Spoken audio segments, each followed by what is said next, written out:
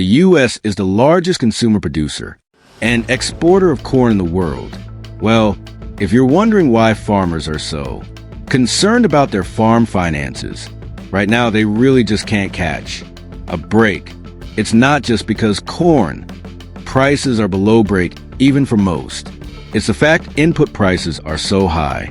I never thought I was going to lose this much money this fast. The Midwest is holding its breath.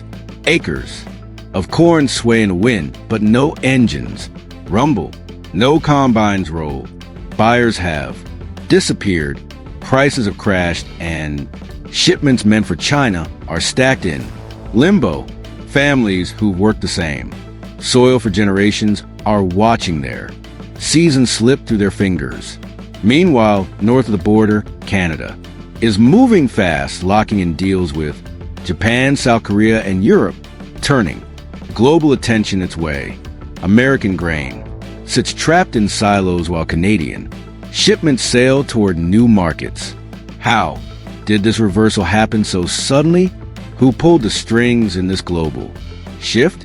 And what does it mean for the future of U.S. farming? Let's break it all down. Tariffs began to crush the value of American corn long before it could leave the docks. When the White House imposed steep fees on Chinese-built cargo vessels, the shockwave hit the country's agricultural core. Shipping costs through the Gulf of Mexico surged by nearly a quarter, lifting export expenses by hundreds of millions. Across the Pacific, container rates doubled within weeks, rising to $5,000 per unit and turning an already fragile post-pandemic market into a choke point for farmers. Yet, transportation costs were only the first hit. By March 2025, a second burden arrived. The Federal Grain Inspection Service tightened its pesticide residue rules, raising testing fees by 40% and forcing every shipment to clear a new chemical threshold before it could move abroad. If a load failed mid-route, it risked rejection and costly returns. Barge traffic on the Mississippi dropped well below the 5-year average, and New Orleans became a floating warehouse. More than 180 vessels sat idle, waiting for inspections, paperwork, and scarce empty containers. Corn darkened in the rain, while farmers watched revenue wither by the hour. Each week of delay shaved roughly 27 cents from every bushel. For growers across Iowa and Indiana, that loss added up faster than their operations could absorb. And as the logistical nightmare unfolded, international buyers began shifting their expectations. Global demand was no longer satisfied with grain that was merely abundant. It had to be clean, traceable, and increasingly sustainable. The shock deepened in February when Mexico, one of America's closest buyers, banned imports of genetically modified corn. International feed mills quickly began adding similar clauses to their contracts. The shift caught U.S. producers off guard, since over 90% of the nation's corn acreage is genetically modified. Practically overnight, American grain was erased from the list of preferred suppliers. Canada, however, had spent years preparing for this moment. Its Prairie Trace blockchain system could document every step from seed to port. The grain came with verification, low carbon scores, and a reputation for purity that matched the new global appetite. Within weeks, Canadian exporters secured long-term contracts with Japan, South Korea, and the European Union. The deals were worth billions, and the message to global markets was clear. The impact at home was brutal. Spot corn prices in the Midwest collapsed to $345 per bushel, the lowest in nearly a decade.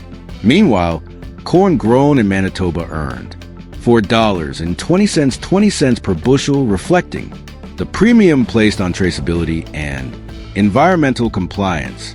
Buyers were willing to pay more, and they were no longer waiting for U.S. producers to catch up. Cancellations rolled in. Contracts with Midwest cooperatives were terminated outright.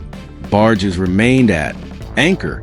Silos overflowed and buyers turned north without hesitation. America's role as the anchor of global grain trade began to erode before farmers' eyes.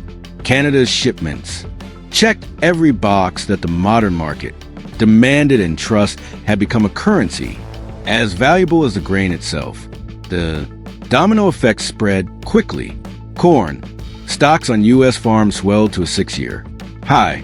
By late September, the USDA projected that 2.5 billion bushels, roughly 68 million tons, would remain unsold in Cedar Rapids. Full delivery. Corn traded at $3.74 per bushel, well below the break-even cost of production. Iowa growers were carrying average input costs of $165 per acre. Many decided to stop harvesting altogether, knowing the numbers could not work in their favor. Some listed their combines for sale, while others took night jobs to make mortgage payments. Indiana's rural economy began to falter under the weight of the downturn. In the first quarter of 2025, the state's economy contracted by over 6%. Food banks faced surging demand, and families who once supplied the nation's grain found themselves lining up for donated meals.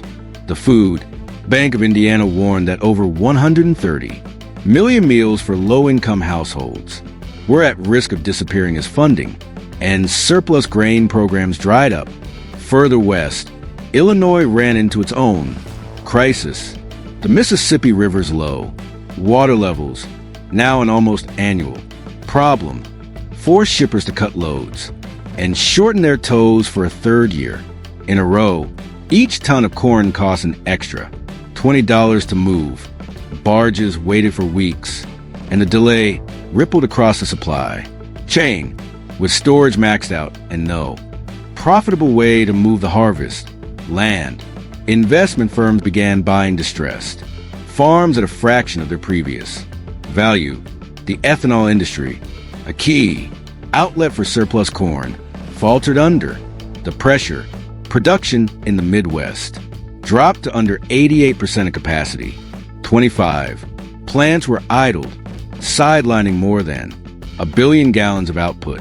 Valero's facility in Columbus, Nebraska slashed half its night shift, leaving more than 100 workers without jobs. Every lost buyer shrank the market further, and every idle plant rippled through surrounding communities, from the silos of Iowa to the port terminals in Illinois and the processing lines of Nebraska. The entire chain that once turned American corn into wealth was breaking down. Grain that had defined the nation's agriculture